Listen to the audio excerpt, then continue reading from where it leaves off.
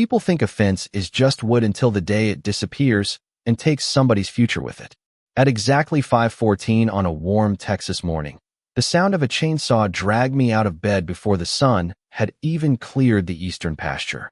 I had lived on Walker Ranch my entire life, and after 43 years I could tell the difference between the sound of someone cutting firewood and someone cutting cedar posts that did not belong to them. I pulled on my jeans, stepped into my boots, and crossed the porch without even stopping for coffee. The cool morning air carried the sharp smell of fresh cedar mixed with diesel exhaust, and before I reached the front gate, I already knew something was wrong. When I drove my pickup over the small rise overlooking the southern property line, nearly 300 feet of my fence was gone. Fresh tire tracks crossed the grass. Broken cedar posts lay stacked in neat piles beside a flatbed trailer. Workers were loading rails as if they had every right to be there. Standing in the middle of it all was a woman wearing a tailored navy blazer, holding a clipboard like she owned every acre she could see. Victoria Holloway, the president of the Willow Creek Estates Homeowners Association, looked up as I stopped my truck and climbed out. She smiled politely, almost proudly, before speaking.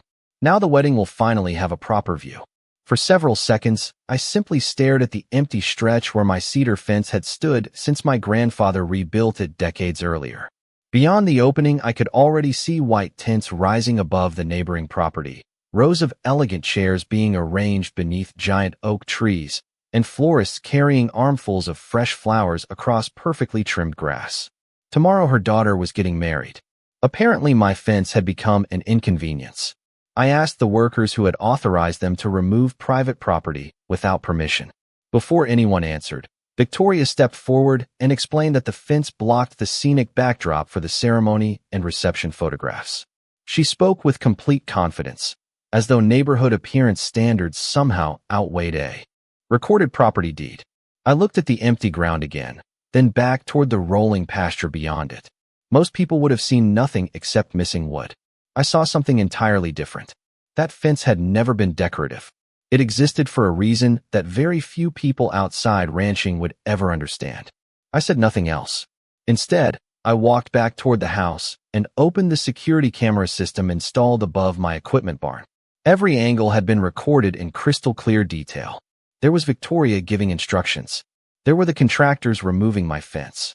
There was the timestamp proving everything happened before sunrise.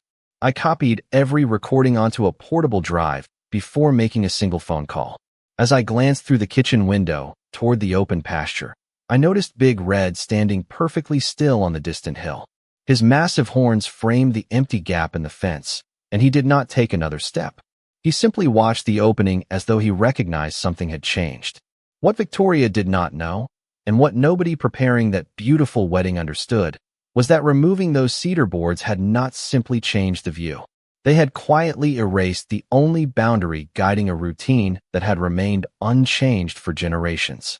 I shut down the security camera monitor, slipped the portable drive into my desk drawer, and walked back outside before the morning dew had disappeared from the pasture. Big Red had not moved more than a few feet. He continued staring through the opening where the cedar fence had stood only hours earlier, his ears turning toward the empty space, as though he expected something familiar to return. Most people see cattle as simple animals, but anyone who has spent a lifetime raising Texas Longhorns understands they remember routes better than many people remember directions. My family learned that lesson nearly a century ago. Walker Ranch has belonged to us since 1934, long before expensive neighborhoods, decorative entrance signs, or homeowners associations ever appeared on the surrounding land. My grandfather believed every fence should exist for a purpose, never for appearance alone. My father believed the same thing, and he spent decades teaching me that a ranch survives because routines remain consistent season after season. Every pasture rotation, every water source, every gate, and every fence line work together like pieces inside an old mechanical watch.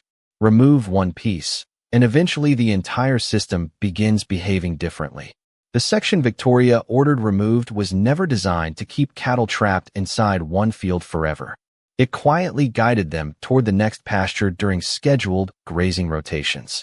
Year after year, generation after generation, the herd followed that same gentle curve across the property because that was the path they had always known. They did not need someone shouting or chasing them. Habit did the work. I walked toward the equipment barn where weathered notebooks filled one shelf above my workbench. Every rancher keeps records, but my father kept history. Spiral notebooks, leather-bound journals, folded county maps, weather logs, grazing schedules, calving records, and handwritten observations stretched back for decades. I opened one journal from nearly 20 years earlier and smiled as I recognized his careful handwriting. Beside a rough sketch of the southern pasture he had written, "Never change this fence line unless you plan to retrain the entire herd."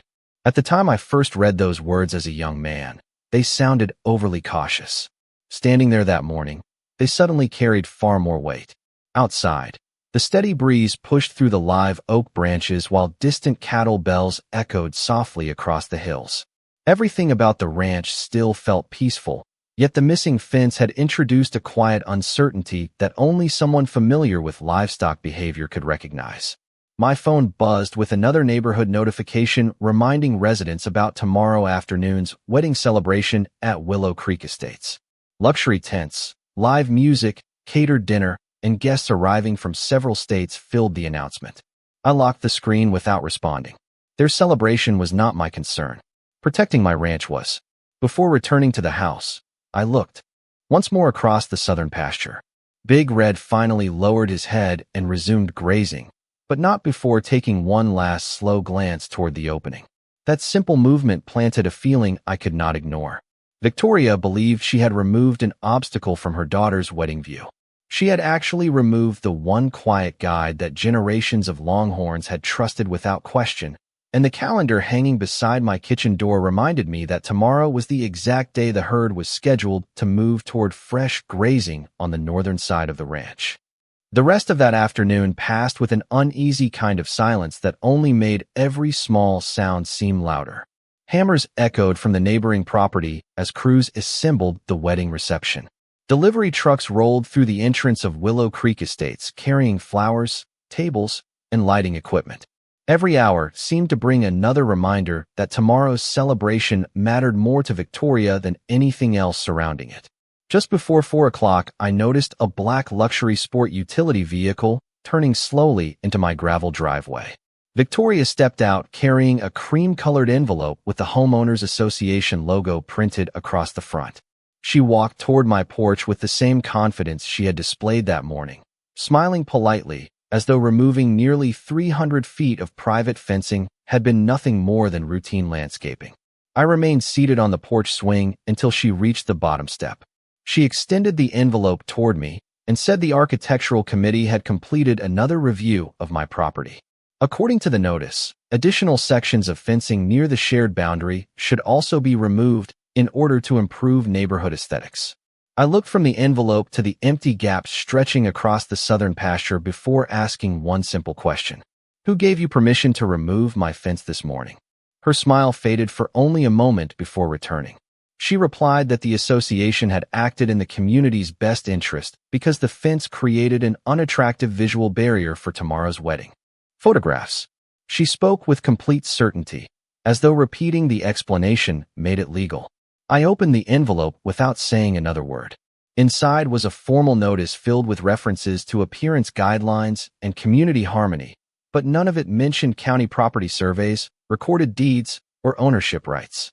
I folded the paper carefully and slipped it back into the envelope. "Those rules stop at your property line," I said quietly. "This ranch has never belonged to the Homeowners Association." Victoria crossed her arms and looked toward the open pasture. "You are making this far more difficult than it needs to be," she replied. "Everyone benefits when neighbors cooperate." I followed her gaze across the field. Big Red stood nearly 200 yards away, facing the missing section of fence once again. Even from that distance I recognized the way he lifted his head, studying the opening with calm curiosity. My father used to say cattle notice changes long before people do because they live by routine instead of assumptions. Watching Big Red stand there, I could almost hear those words again. Victoria eventually turned back toward her vehicle after reminding me that tomorrow would be an important day for her family and that she hoped I would remain respectful of the celebration. I wished her daughter a beautiful wedding because none of this had anything to do with the bride. As her vehicle disappeared down the gravel road, I walked toward the damaged fence line and examined the fresh tire tracks left by the contractors. Every broken cedar post remained exactly where they had dropped the splinters into the grass. The evening breeze carried the faint sound of musicians rehearsing somewhere beyond the neighboring trees, while my cattle continued grazing as peacefully as ever. On the surface, everything appeared perfectly calm. Beneath that calm, however, I understood something Victoria still refused to see. She believed tomorrow would unfold according to the schedule printed on elegant invitations. I knew another schedule had already been written decades earlier, and unlike hers, it had never once failed. After Victoria drove away, I did not spend the evening arguing with neighbors or trying to convince anyone that I had been wronged. Ranching teaches patience because livestock never responds well to panic, and I had learned long ago that the law usually rewards the person willing to wait for facts instead of emotions. Before sunset, I drove into the county seat and parked outside the sheriff's office. Deputy Daniel Brooks listened carefully while I explained what had happened. I showed him photographs of the missing fence, copies of my property survey, and several still images from the security cameras. He studied everything for a few quiet minutes before sliding the papers back across the desk. "Mr. Walker, nobody has the right to remove improvements from your property without permission," he said. "But this is a civil property dispute, not a criminal emergency. Your best path is through the courts." His answer was not the quick solution I wanted, but it was the honest one. From there, I drove directly to the office of Linda Carson, an attorney who had handled agricultural property cases across the county for more than 20 years. Her office walls were covered with framed survey maps, historical land patents, and photographs of ranches she had represented over the years. She watched every second of my security footage without interrupting once. When the final recording ended, she leaned back in her chair and folded her hands. "This is one of the clearest property violations I have seen in a long time," she said. "The video identifies the people involved, the time of removal, and the exact section of fence. Your survey also matches the county records. Eventually, you are going to win this." The word eventually stayed with me much longer than the word win. I asked whether anything could be done before tomorrow afternoon's wedding. Linda slowly shook her head. Filing paperwork, notifying the other parties, and requesting emergency relief would all take longer than a single day. The legal system moved carefully for good reason, and even obvious cases still followed established procedures. She advised me not to rebuild the fence overnight, not to confront anyone, and not to interfere with the neighboring event in any way. "Let the evidence protect you," she said. "Do not give anyone a reason to change the story." I thanked her, gathered my documents, and drove back toward the ranch beneath a sky glowing orange with the last light of the day.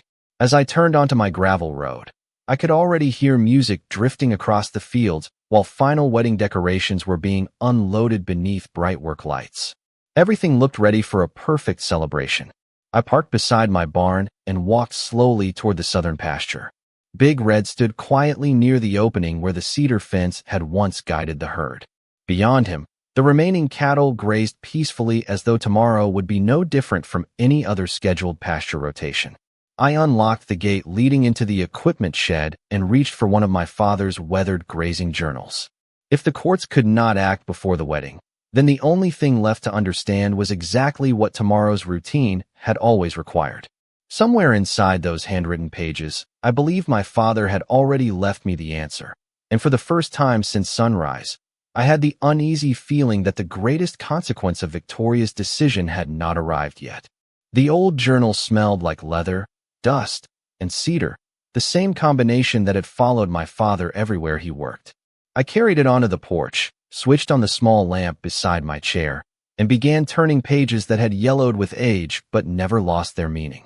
Every entry followed the same disciplined pattern: rainfall, grazing conditions, water levels, fence repairs, calving notes. Then I reached the page I had been hoping to find. Across the top, my father had written the date that matched tomorrow's pasture rotation almost perfectly. Below it was a simple hand-drawn map showing the southern pasture, the interior gate, the cedar fence, and the exact route the Longhorn herd had followed every season for decades. In the margin he had written, "The herd will always choose the familiar path if the boundary remains consistent. Never interrupt the pattern without preparing them first." I sat there for several Minutes reading those words again and again. It was not a prediction.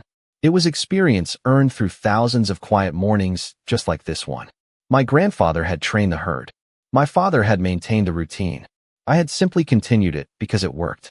The missing section of fence had changed more than the appearance of the property. It had quietly rewritten the map the cattle would see when I opened the interior gate the next morning. I spread the old county survey beside the journal and compared every measurement. The opening created by the contractors aligned almost perfectly with the historical cattle trail that had existed long before the neighboring subdivision had been built. The realization settled over me with surprising clarity. Nothing extraordinary needed to happen tomorrow. I did not need to change my routine. I did not need to encourage the herd. I certainly did not need to interfere with the wedding. All I needed to do was continue operating my ranch exactly as my family always had. If consequences followed, they would belong to the people who had altered private property without understanding why it existed. My telephone rang just after 8 that evening. It was Linda Carson checking to make sure I had not attempted to rebuild the fence overnight. I assured her I had not touched anything. She reminded me once more to document every detail, avoid confrontation, and continue acting as any reasonable ranch owner would. Before hanging up, she asked one question that lingered in my mind long after the call ended. Is tomorrow a normal workday on your ranch? I looked toward the calendar hanging beside the refrigerator. The pasture rotation had been marked months earlier in my own handwriting. Yes, I answered honestly. Tomorrow is exactly what we have planned for weeks. She paused for a moment before replying. Then keep following your schedule. After the call ended, I walked outside beneath a sky filled with bright Texas stars. Across the property line, strings of decorative lights glowed among the oak trees while workers finished arranging tables beneath the reception tent. Laughter drifted across the fields as families prepared for a celebration they believed would unfold exactly as planned. On my side of the fence line, the ranch settled into its familiar nighttime rhythm. Crickets chirped through the grass, a light breeze stirred the mesquite branches, and Big Red stood quietly near the water trough before turning his head once more toward the open gap. At sunrise, I would perform the same chores I had performed hundreds of times before. I would feed the herd, check the water tanks, and open the interior gate according to the schedule my father had trusted for decades. I would not change a single step, because sometimes the most powerful response is simply refusing to interrupt the truth. The sunrise arrived without drama, painting the Texas sky with soft shades of gold that stretched across every pasture on the ranch. Nothing about the morning suggested history was about to repeat itself in a way nobody expected. I followed the same routine I had followed hundreds of times before. I checked the water troughs, filled the feed bins, inspected the north fence line, and made notes about the weather in the same journal my father had once carried in the pocket of his work jacket. Across the neighboring property, however, the atmosphere could not have been more different. Elegant white tents stood beneath sprawling oak trees. Fresh flowers lined the aisle leading toward a wooden ceremony arch. Luxury vehicles began arriving before mid-morning, their polished paint reflecting the bright Texas sun as guests stepped out wearing pressed suits, colorful dresses, and wide smiles. From where I stood beside my equipment barn, I could hear distant laughter drifting across the fields, followed by musicians testing microphones and speakers. It sounded like the beginning of a beautiful day, and I sincerely hoped the bride and groom would have every happiness they deserved. None of what had happened involved them. My disagreement had always been with the decision to remove property that never belonged to the homeowners association. By 10 o'clock, I had finished every chore except one. According to the schedule hanging inside my barn, it was time to rotate the herd toward the northern grazing pasture. That task had been marked on my calendar for months. I looked once more toward the missing section of cedar fence before walking calmly to the interior gate. Big Red was already waiting nearby, just as he always did whenever the rotation day arrived. His massive horns caught the sunlight while the rest of the herd gathered behind him with quiet patience. There was no excitement, no rushing, and no confusion. They simply waited for the familiar signal they had learned through years of repetition. I unlocked the chain, swung the interior gate open, and stepped aside exactly as my father had taught me. Big Red lifted his head, sniffed the breeze for a moment, and began walking at an unhurried pace. One by one, The other Longhorns followed behind him with steady confidence. I did not whistle. I did not wave my arms. I did not guide them. They already knew where they believed they were supposed to go. I watched silently as the herd approached the place where the cedar fence should have directed them through the traditional curve toward the northern pasture. Instead, they reached the wide opening left by the contractors. Big Red slowed for only a brief moment, studying the unfamiliar path now lying directly ahead. The missing boundary had quietly transformed the route the cattle recognized. Beyond the opening, the neighboring property looked like one uninterrupted stretch of open ground leading beneath the shade of towering oak trees. A gentle breeze carried the scent of fresh flowers, barbecue, and cut grass across the field, while soft music floated through the morning air. From the distance, I could see guests taking their seats as the ceremony was about to begin. I remained exactly where I was beside the open gate, watching years of habit meet one careless decision. At that moment, I realized something that no court filing, survey map, or security camera could ever demonstrate as clearly as what was about to happen. Routine is invisible until someone removes the one thing that quietly holds it together. Big Red took 3 slow steps through the opening, lowered his head for a brief moment, and continued walking as calmly as if he had followed that route his entire life. The rest of the herd fell into line behind him without hesitation. Their hooves pressed softly into the dry Texas soil, creating a steady rhythm that echoed across the pasture. There was no running, no panic, and no confusion. They simply trusted the path in front of them because generations of routine had taught them that every open route existed for a reason. I stood beside the interior gate with my hands resting on the weathered wood, watching the herd move exactly as my father had described decades earlier in his journal. The missing cedar fence had quietly redirected every instinct they possessed. Beyond the property line, the wedding ceremony had just begun. The guests were standing as the bride started walking toward the ceremony, arched beneath the giant oak trees. Soft music floated across the fields, blending strangely with the distant sound of cattle bells. For a few seconds, those two completely different worlds existed together in perfect balance. Then Big Red reached the edge of the neighboring lawn. He slowed again, sniffed the fresh grass, and continued forward with the same relaxed confidence. One after another, dozens of Longhorns followed him through the opening that should never have existed. From where I stood, I could see wedding guests gradually turning their heads instead of looking toward the ceremony. At first, it was only a handful of people pointing toward the pasture. Then more chairs shifted as entire rows of guests stood to see what everyone else had noticed. The musicians stopped playing in the middle of a song. Conversations faded into surprised silence before being replaced by a chorus of astonished voices. Nobody screamed. Nobody was in danger. The cattle remained remarkably calm, walking together in an orderly line as though they were simply crossing another section of open ranchland. Several guests quietly stepped aside, creating even more open space ahead of the herd. A photographer lowered his camera for a moment, clearly unsure whether to continue capturing the wedding or the unexpected procession unfolding behind it. I noticed children smiling with amazement while several older guests pulled out their phones to record the unbelievable sight. Big Red reached the shade beneath one of the large oak trees, paused for a few seconds, then continued walking toward the northern side of my ranch where the historical trail naturally reconnected with the remaining fence line. The rest of the herd followed him with perfect discipline, never breaking into chaos, never threatening anyone, and never acting aggressively. They were simply moving from one pasture to another according to the routine my family had followed for generations. Across the lawn, I finally spotted Victoria. Her confident smile had disappeared completely. She hurried across the grass, waving her arms toward contractors and event staff, while pointing desperately at the opening where my cedar fence had once stood. Even from hundreds of feet away, I could tell she had finally realized the connection between the fence she ordered removed and the quiet procession now passing through the middle of the celebration she had worked so hard to perfect. I remained exactly where I had been all morning. I had opened only my own interior gate, exactly as scheduled. I had never crossed onto her property. I had never directed a single animal toward the wedding. The only thing that had changed was the decision someone else made before sunrise the previous day. And as the final Longhorn calmly disappeared beyond the oak trees, I understood that sometimes consequences arrive with the slow, steady sound of hoofbeats instead of angry words.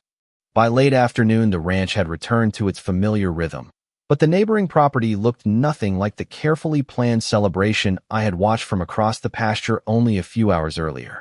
Event staff quietly collected decorations while guests slowly departed, many of them still talking about the unexpected procession of Longhorns that had become the most memorable part of the day. I stayed on my own land, finished checking the northern pasture, and made certain every animal had settled exactly where they were supposed to be. Once the herd was secure, I walked back to the house and copied every security recording onto a second storage drive before calling Linda Carson. She answered before the second ring. I described everything exactly as it had happened, carefully avoiding exaggeration or emotion. She asked only practical questions. Had I opened any gate that was not part of my normal routine? No. Had I entered the neighboring property? No. Had I attempted to direct the cattle toward the wedding? No. Had anyone been injured? No. After a brief silence, she replied, "Then preserve every piece of evidence. From this point forward, let the facts speak." The following Monday, our legal filing included the property survey, photographs of the removed cedar fence, invoices showing its replacement value, security footage documenting the contractors, and written records proving the pasture rotation had been scheduled long before the fence was removed. Linda also included copies of my father's grazing journals and decades of ranch management logs demonstrating that the cattle route had remained unchanged for generations. During the insurance investigation, adjusters walked the property with surveyors and measured every foot of the missing fence line.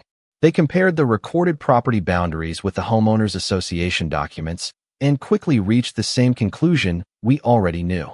The association had no authority beyond its own subdivision, and the section of cedar fence they removed had always stood entirely on my property.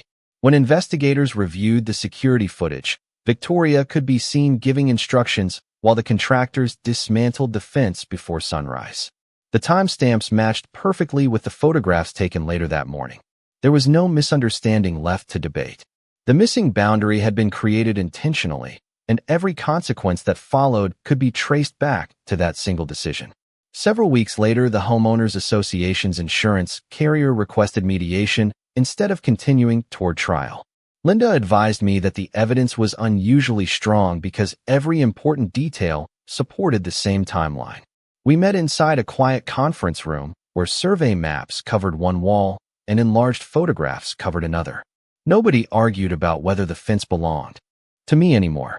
The discussion focused only on responsibility and damages. Before the meeting ended, the association agreed to pay the full cost of rebuilding the cedar fence, reimburse my legal expenses, compensate me for the unauthorized removal of private property, and adopt new procedures requiring independent boundary verification before approving any work near neighboring land. Victoria attended the meeting but spoke very little. The certainty she had displayed on my porch was gone, replaced by long moments of silence whenever another document confirmed what the evidence had already established. As we walked out of the building that afternoon, Linda quietly smiled and handed me the signed settlement papers. The law had moved more slowly than frustration, but it had arrived exactly where the truth had been waiting since the moment the first cedar post was pulled from the ground. 3 weeks after the settlement papers were signed, a crew arrived at sunrise carrying fresh cedar posts that smelled exactly like the fence my grandfather had built decades earlier. I stood beside the southern property line with a cup of coffee in my hand as each post was carefully measured, leveled, and secured according to the original survey markers. This time, every contractor asked permission before setting foot on my land. They checked every boundary twice, reviewed every measurement with the survey crew, and treated the property with the kind of respect that should have existed from the beginning. By the end of the week, the familiar curve of the cedar fence stretched across the pasture once again, quietly guiding the landscape back to the balance it had always known. The first pasture rotation after the repairs felt almost ordinary. I unlocked the interior gate, stepped aside, and watched Big Red begin walking toward the northern pasture exactly as he had for years. When he reached the restored fence line, he turned naturally along the familiar curve without hesitation. The rest of the herd followed behind him in perfect order, never pausing to question the route, because the quiet guide they trusted had finally returned. Watching that simple moment brought a satisfaction no courtroom victory could ever match. It was never about winning an argument. It was about restoring something that had worked long before anyone believed appearance mattered more than purpose. Over the following months, I heard from neighbors who lived inside Willow Creek Estates. A new homeowners association board had been elected after several members resigned, and one of the first changes they adopted required license surveys before approving any work near adjacent properties. They also introduced mandatory legal reviews for projects affecting neighboring landowners. Those policies could not erase what had happened, but they made it far less likely that someone else would experience the same mistake. Even more surprising, several residents stopped by the ranch one weekend to apologize for assuming the association had acted within its authority. Many admitted they had never realized how much planning, history, and responsibility existed behind something as ordinary as a cedar fence. I appreciated their honesty because respect grows much faster when people are willing to learn instead of defend old assumptions. Every now and then someone still asks whether I plan what happened during that wedding. My answer has never changed. I followed the same ranch schedule my family had followed for generations. I opened the same gate at the same time on the same day marked on the calendar months in advance. I trusted the routine my father recorded in his journals and the property lines protected by law. The consequences belonged to the people who believed they could remove someone else's boundary without understanding why it existed. Whenever I walk that southern fence line now, I sometimes stop beside one particular cedar post that stands exactly where the opening once began.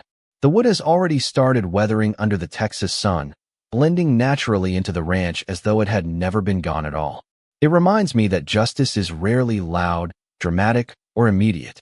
More often, it arrives quietly through patience, evidence, and the simple decision to let the truth remain exactly where it has always stood. A fence may look like nothing more than wood and wire to someone passing by, but to the people who built it with purpose, it can become the difference between arrogance and accountability, and that lesson will outlast every wedding photograph ever taken across the field.